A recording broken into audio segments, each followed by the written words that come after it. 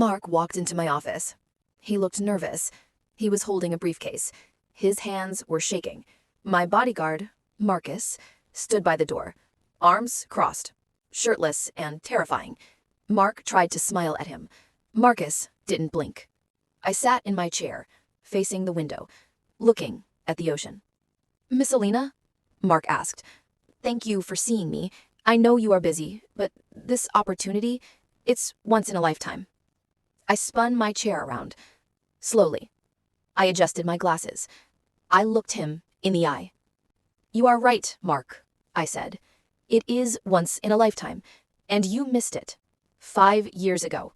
Mark looked confused. I don't understand. Have we met?" I smiled. "Oh, we have met, and you told me to go home and change diapers. 5 years ago, I wasn't a billionaire. I wasn't wearing a tailored suit. I was 26, and I was pregnant. 8 months pregnant. My husband had left me. I had $40 in my bank account. But I had an idea, a code, an algorithm for logistics. It was brilliant. I knew it would work. I just needed funding. I needed a server. I needed a chance. I spent my last dollars printing a pitch deck.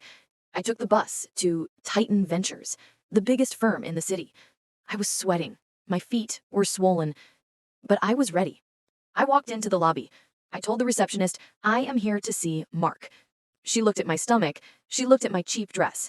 "The delivery entrance is in the back," she said. "I am not a delivery girl," I said. "I am a founder." Finally, Mark came out. He didn't invite me in. He stood in the hallway, checking his watch. "Make it quick," he said. "I have a lunch reservation." I opened my folder. I started my pitch. "This code optimizes shipping," I said. "It saves millions in fuel. It learns from traffic patterns." Mark didn't look at the paper. He looked at my belly. Then he laughed. A cruel, loud laugh.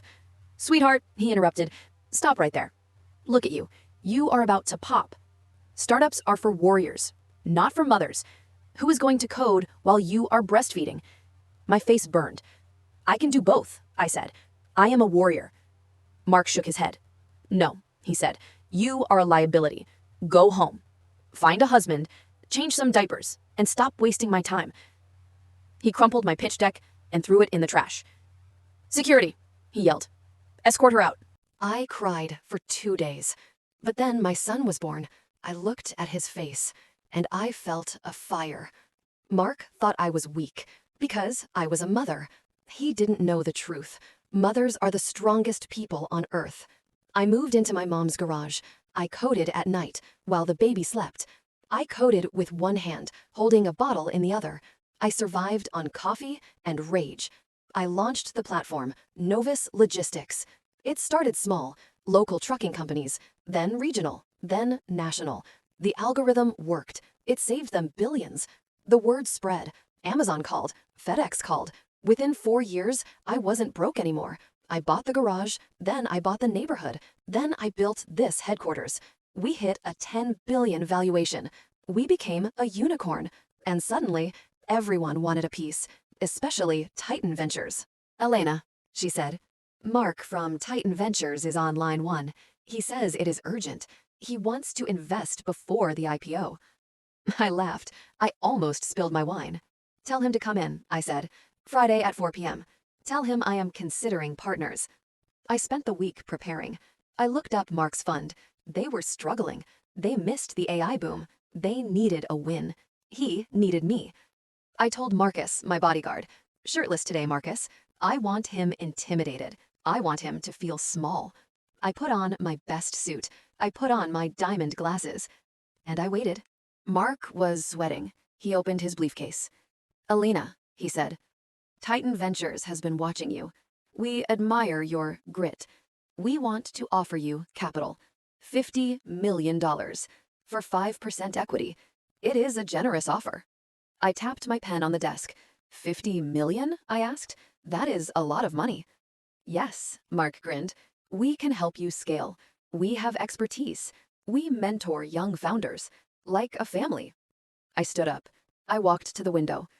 "I remember your mentoring," I said. "It was very specific advice." Mark frowned. "I'm sorry?" I turned around. You gave me advice 5 years ago, in the hallway, near the trash can. Mark squinted. He looked at my face, really looked at it. Then he looked at the photo on my desk, me holding my baby son. His eyes went wide. The color drained from his face. You, he whispered. The pregnant girl? The one with the shipping code? Yes, I said. The liability. The diaper changer. Elena, please, he stammered. I didn't know. It was a different time. I was stressed. I didn't mean it. You threw my deck in the trash, I said. You called security. You told me to go home. Well, Mark, I did go home. And I built this empire. Without your 50 million. And without your mentorship. Mark stood up. He looked desperate. Elena, let's be professional. Business is business. This deal helps us both. Please. My fund needs this. I have investors breathing down my neck. I picked up his contract, the one he brought. I walked over to the shredder. You are right, I said. Business is business. And my business does not work with bullies. I fed the contract into the machine. It made a loud grinding noise. Mark watched his bonus disappear. He looked like he was going to cry. Mark didn't move. He was frozen in shock. I looked at Marcus. Marcus, I said, show him the exit. The service exit, in the back. Marcus stepped forward. He cracked his knuckles. Mark jumped. He grabbed his briefcase. He ran for the door. I called out one last thing. Oh, and Mark? He stopped, terrified. Don't worry about the IPO, I said. I blacklisted your firm. You can't buy a single share. Go home and find a new job. He left, running down the hall. I sat back in my chair. I took a sip of wine. I looked at the ocean. My son ran into the office. He is 5 now. Mommy, who was that? He asked. I picked him up. I hugged him tight. Nobody, baby, I said. Just a ghost from the past. Now let's go swimming. I learned a lesson that day.